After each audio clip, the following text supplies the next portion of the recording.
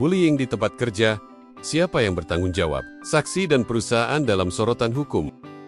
Pernahkah kamu bertanya-tanya, selain pelaku dan korban, siapa lagi yang punya peran penting dalam kasus bullying di tempat kerja? Ternyata, mereka yang hanya menyaksikan tanpa bertindak atau bahkan perusahaan yang membiarkan, bullying terjadi pun bisa menghadapi konsekuensi serius.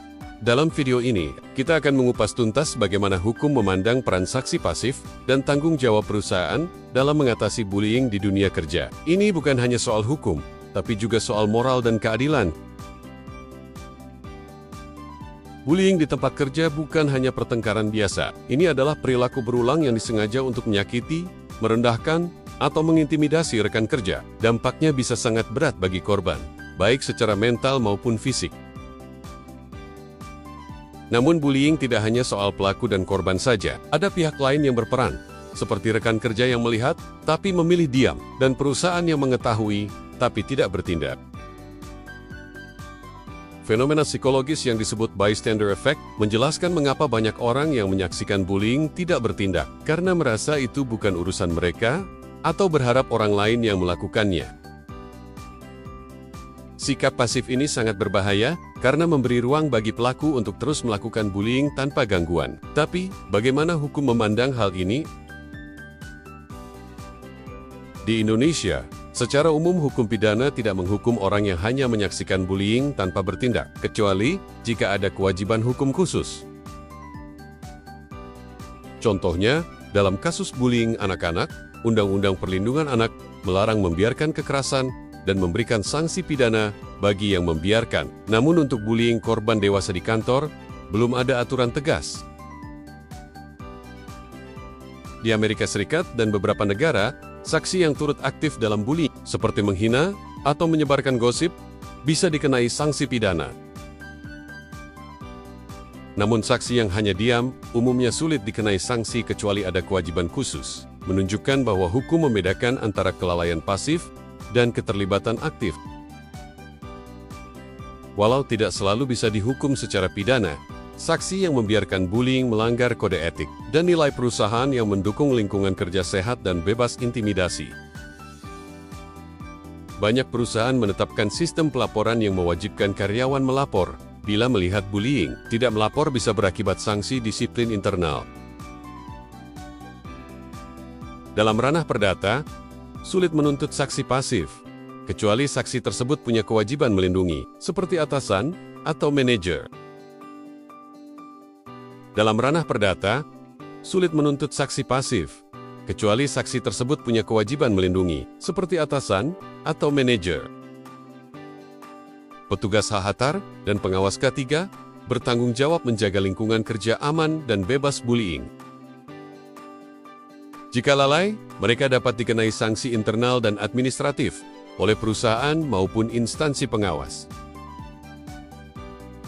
Mengatasi bystander effect butuh edukasi dan perubahan budaya perusahaan. Karyawan dilatih menjadi upstander yang berani bertindak.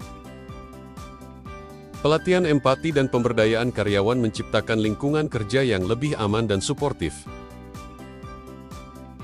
Undang-Undang Ketenagakerjaan mewajibkan perusahaan menjaga keamanan dan kesehatan kerja, termasuk melindungi dari bullying sebagai risiko psikososial. Perusahaan yang membiarkan bullying dapat dikenai sanksi administratif seperti peringatan, denda, bahkan pembatasan usaha. Korban bisa menggugat perusahaan berdasarkan tanggung jawab vikarius, di mana perusahaan bertanggung jawab atas tindakan karyawan. Perusahaan harus membuktikan telah berupaya mencegah bullying. Jika gagal, dapat diminta ganti rugi. Meski belum umum di Indonesia, perusahaan bisa dipidana jika bullying yang dibiarkan mengakibatkan kerugian serius, seperti gangguan mental atau kecelakaan kerja. Undang-Undang K3 mengatur keselamatan kerja, dan ada potensi pengembangan hukum pidana korporasi di bidang kesehatan mental. Kontrak kerja dan peraturan perusahaan dapat mengikat kewajiban anti-bullying dan menjaga martabat pekerja. Serikat pekerja dapat mengadvokasi korban melalui mekanisme perselisihan hubungan industrial hingga ke pengadilan. Bullying yang dibiarkan merusak reputasi perusahaan di mata publik konsumen, dan investor. Dampak sosial ini dapat menyebabkan penurunan pendapatan dan kesulitan mempertahankan karyawan berbakat.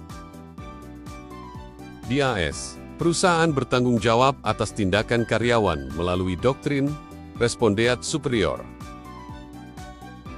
Jika bullying termasuk harassment ilegal, perusahaan dapat dikenai denda besar dan tuntutan hukum mahal, memaksa mereka menerapkan kebijakan anti-bullying ketat.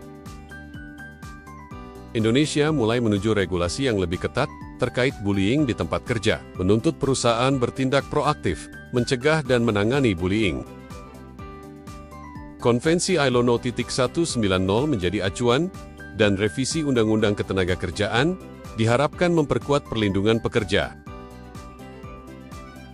Ingatlah, bullying di tempat kerja bukan hanya soal pelaku dan korban. Saksi pasif dan perusahaan yang membiarkan pun memiliki tanggung jawab dan bisa menghadapi konsekuensi hukum maupun sosial. Dengan pemahaman ini, kita bisa bersama menciptakan lingkungan kerja yang aman, sehat, dan bebas intimidasi. Jika kamu mengalami atau melihat bullying, jangan diam, segera laporkan ke HR, atasan, atau gunakan mekanisme whistleblowing di tempat kerjamu. Suara dan tindakanmu sangat penting untuk menghentikan bullying dan membangun lingkungan kerja yang lebih baik untuk semua.